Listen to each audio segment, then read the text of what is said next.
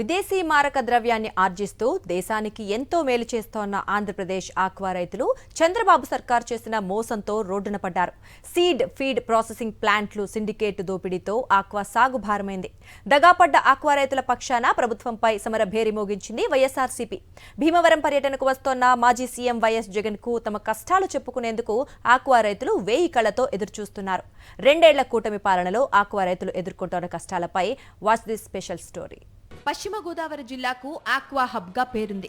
ఇక్కడ లక్షలాది మంది రైతులు ఆక్వా సాగు చేస్తూ ఉంటారు. జిల్లాలోని 20 మండలాల పరిధిలో దాదాపు 1.20 లక్షల ఎకరాల్లో ఆక్వా సాగవుతోంది. ఇందులో సుమారు 90,000 ఎకరాల్లో రొయ్యల సాగు చేస్తున్నారు. వైఎస్ జగన్ ముఖ్యమంత్రిగా ఉన్నప్పుడు విద్యుత్ యూనిట్ ₹50 అందించడంతో పాటు ఫీడ్ సీడ్ ధరలపై నియంత్రణ విధించారు. కోవిడ్ సమయంలో రొయ్యల ఎగుమతిదారులు ధరలు గణనీయంగా తగ్గించగా ఎక్స్పోర్ట్ కంపెనీల వద్ద రెవెన్యూ అధికారులను పెట్టి రైతులు నష్టపోకుండా ప్రభుత్వం నిర్ణయించిన ధరకు కొనుగోలు చేయించారు. గత వైఎస్ జగన్ పాలనలో ఆక్వా సాగు లాభాల పంట పండింది. కూటమి ప్రభుత్వం వచ్చాక పరిస్థితి ఒక్కసారిగా మారిపోయింది. రైతులకు నష్టాలు కష్టాలు తప్ప మరేం మిగలట్లేదు. రొయ్యల మేత తయారీకి ఉపయోగించే ముడి సరుకు ధరలు పెరిగాయంటూ ఇటీవల ఫీడ్ ధరలు విపరీతంగా పెంచారు. ఇదే తరుణంలో రొయ్యల ధరలు పతనమయ్యాయి. దీంతో ఆక్వా రైతులు రోడ్డున పడ్డారు. ఆందోళనలు చేపట్టారు. గతంలో ఎన్నడూ లేని విధంగా ఫీడ్ బస్తాలను రోడ్డుపై వేసి తగలబెట్టారు. రొయ్యలు రోడ్డుపై పారబోసి నిరసన తెలిపారు. పంట విరామమంటూ చెరువుల వద్ద ఫ్లెక్సీలు పెట్టి మరీ నిరసన తెలిపారు. కష్టాల్లో కూరుకుపోయిన ఆక్వా రైతులకు అండగా నిలిచింది వైఎస్ఆర్సీపీ. ఆక్వా రైతుల కష్టాలు వినేందుకు మాజీ ముఖ్యమంత్రి వైఎస్ జగన్ ఈ నెల 15న భీమవరంలో పర్యటించనున్నారు. ఆక్వా రైతులతో ముఖాముఖి నిర్వహించనున్నారు. వైఎస్ జగన్ పర్యటనతో అయినా ప్రభుత్వంలో కదలిక వస్తే తమ కష్టాలు కొంతైనా తీరుతాయని గంపడాసతో ఉన్నారు ఆక్వా రైతులు. ఆ జగన్ గారు మా దృష్టికి తీసుకెళ్ళడం, జగన్ గారు మా మాట విని మీ కష్టాలను నేను విన్నాను, నేను ఉన్నానని రేపు 15వ తారీఖు మా భీమవరం రైతు సంఘాల తరపున నిరసన కార్యక్రమం సంఘం తెలపడానికి జగన్ గారు భీమవరం వస్తున్నారు.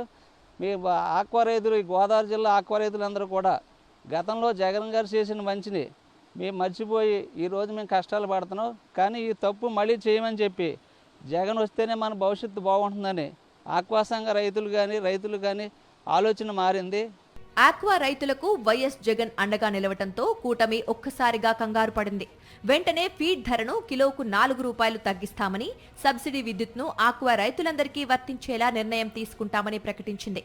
అయితే ఫీడ్ కంపెనీలు కేవలం ₹2 మాత్రమే తగ్గించడంతో రైతులు నష్టపోతూనే ఉన్నారు.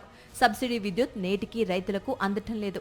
ఆక్వా సాగుకు వైఎస్ జగన్ తన పాలనలో సాయం అందిస్తే చంద్రబాబు సర్కార్ ఫీడ్ సీడ్ సిండికేట్ మాఫియా చేతిలో కీలుబొమ్మగా మారిందని రైతులు ఆగ్రహం వ్యక్తం చేస్తున్నారు.